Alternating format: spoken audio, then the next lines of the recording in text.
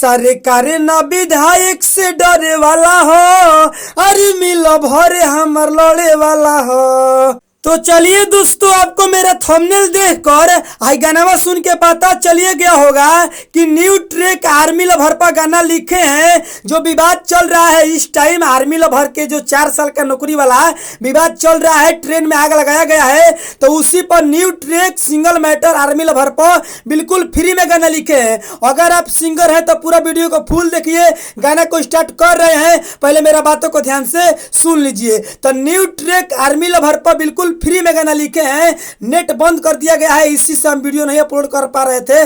चलिए विशेष नहीं बोलेंगे, आर्मी लवर पर जो गाना लिखे हैं गाना को सुनाते हैं। स्क्रीन पर देखिए, लेट्स गो। तो चलिए दोस्तों, ये मुखड़ा है, देखिए हम मुखड़ा को गा रहे हैं। सरकार ना विधायक से डरे वाला हो, ए बाबू सुनत जा। सरकार ना विधायक से डरे वाला हो, अरे मिल भरे हमर लड़े वाला हो, अरे मिल भरे हमर लड़े वाला हो।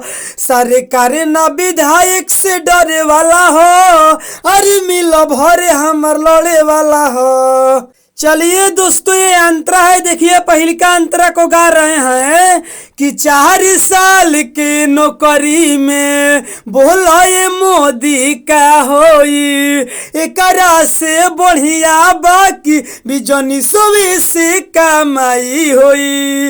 एहो हर 4 साल के नौकरी में बोला ये मोदी का होई, एकरा से बढ़िया बाकी बिजनी सवे से कमाई होई। अरे सीनावा पर गोली वो खाए वाला हो, ए बाबू, अरे सीनावा पर गोली वो खाए वाला हो, अरे मिल भरे हमर लड़े वाला हो, अरे मिल भरे हमर लड़े वाला हो। चलिए दोस्तों, ये दूसरा का अंतरा है, देखिए दूसरा का अंतरा को गा रहे हैं। अरे आर्मी वाला के चलते सुना सुकून से रोटी केहू खाला हो, पेंशन देखो नहीं खे मिलत मोदी के नहीं बुझाला हो। एहो अरे आर्मी वाला के चलते सुना सुकून से रोटी केहू खाला हो, पेंशन देखो नहीं मिलत मोदी के नहीं बुझाला हो। यही चलते ट्रेन में आगे लागे वाला हो, राइटर राजा सिंघनिया गाना लिखे वाला हो, अरे मिल भरे हमर लड़े वाला हो, अरे मिल भरे हमर लड़े वाला हो।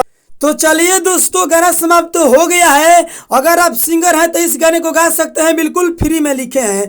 अगर आप इनसे भी बढ़िया, इनसे भी बेस्ट गाना लिखवाना चाहते हैं तो स्क्रीन पर मोबाइल नंबर है, कॉल करिए। कॉल करके इनसे भी बढ़िया, इनसे भी बेस्ट गाना लिखवा सकते हैं। आर्मी लवर पर चाहे कोई भी गाना लिखवा सकते हैं। चैनल पर नए हैं तो चैनल को सब्सक्राइब करिए, लाइक करिए और कमेंट बॉक्स में कमेंट करके बताइए आज का मेरा गाना कैसा है। तो चलिए विशेष नहीं बोलेंगे, हम अगली वीडियो मिलेंगे। इसके लिए बाय बाय, लव यू।